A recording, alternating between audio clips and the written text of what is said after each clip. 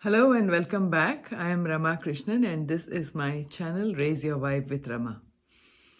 Today I want to talk to you about joy, about finding joy, feeling joy, keeping the fire of joy in us alive. Now, when we think about it, there are times in our life when we just spontaneously feel joy.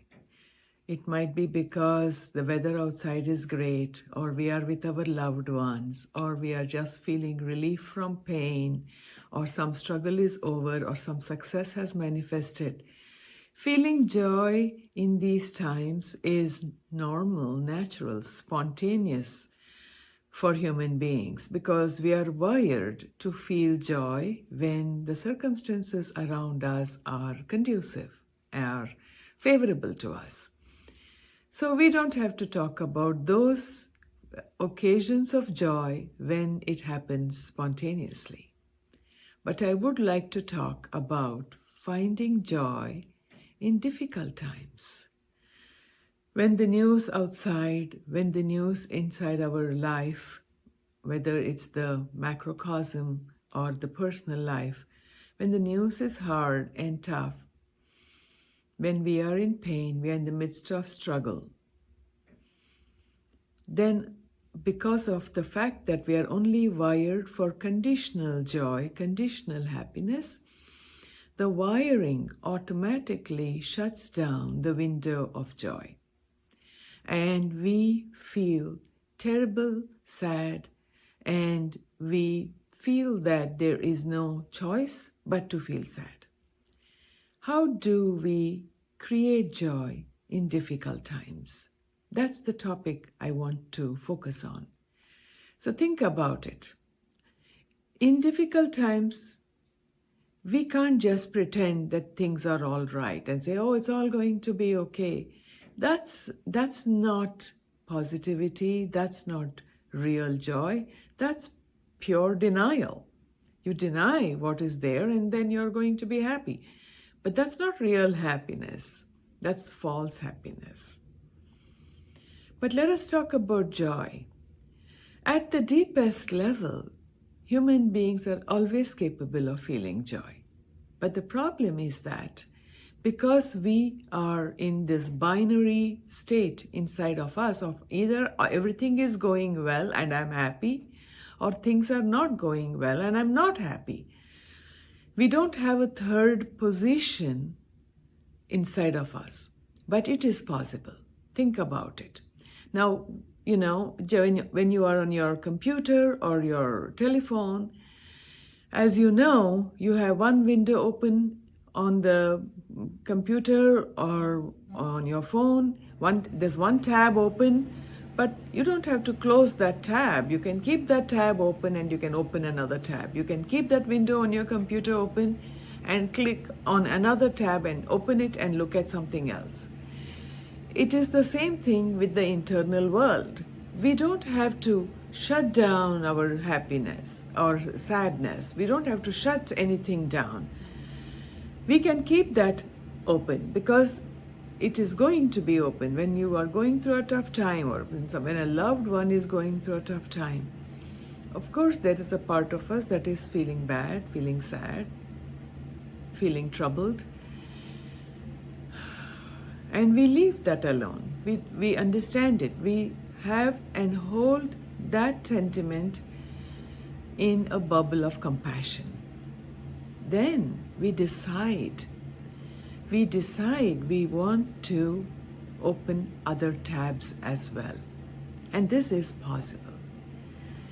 This is possible by bringing to mind a memory or bringing to mind an image. I had once read a poster that said, God gave us memories so that we can have roses in winter. So, when we are experiencing a winter, an internal winter, we can choose at the same time that we are experiencing and keeping that emotion absolutely in front of us or within us. On one hand, we also open another tab. And with that tab, we understand that deep down inside of us, there is always a capacity for joy.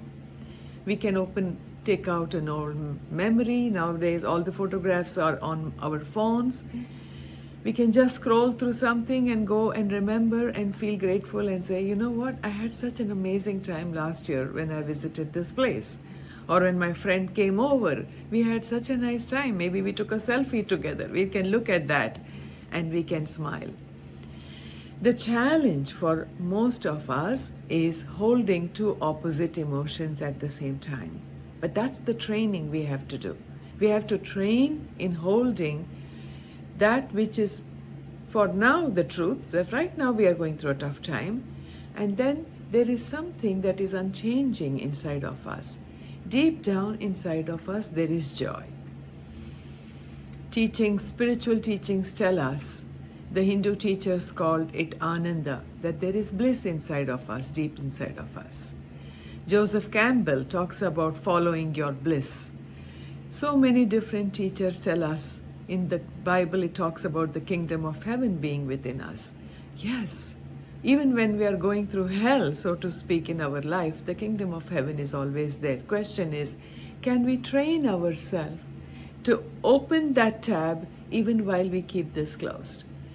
Even if we don't have a photograph or a memory that comes to us, Pema Chodron, the great mindfulness teacher, she says, just for a minute, think about the face of a puppy, a little puppy, maybe your pet, or the face of a little child that is giggling. One of the things I love to do is to go to YouTube and look for pictures of a giggling infant.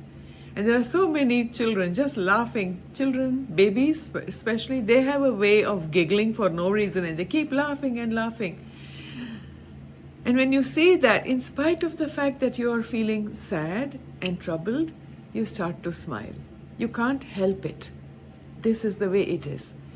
One of my greatest inspirations was the sage Ramakrishna Paramahamsa. And his teaching that has stayed with me is, he says, when you are on earth, learn to do your earthly duties with one hand, and with the other hand, learn to hold on to the feet of the Lord. Hold on to the eternal.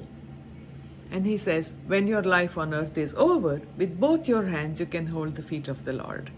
I love this and I think about it often. With one hand, we can stay in touch with our sadness, but we do have a choice of opening another window, thinking of something happy, bringing about a smile. And even if we don't do anything and we just relaxed our face and smiled, scientific studies have shown that just the act of smiling, relaxing the face and smiling, brings about big changes to the internal chemistry. The great mindfulness teacher Thich Nhat Hanh, puts it very beautifully when he says, sometimes your joy could be the reason for a smile, and sometimes your smile can be the reason for a joy, which means sometimes the outside circumstances can create joy within, and sometimes when you decide that you are going to open the window of happiness, you might find that the world is not such a bad place after all, and who knows how things might change. So today, that's the thought I would like to share with you. Practice smiling. Practice holding your troubled mind with your joyful soul, and let them both coexist and open up a world of different experiences. Let us make room for everything in our life. Nobody gets to lead a perfect life, but we all get to choose how to make room for everything, and above all, how to keep the window of happiness open in our hearts, in our lives, in our minds. Thank you for joining me today, and I hope that you will keep smiling herein and hereafter.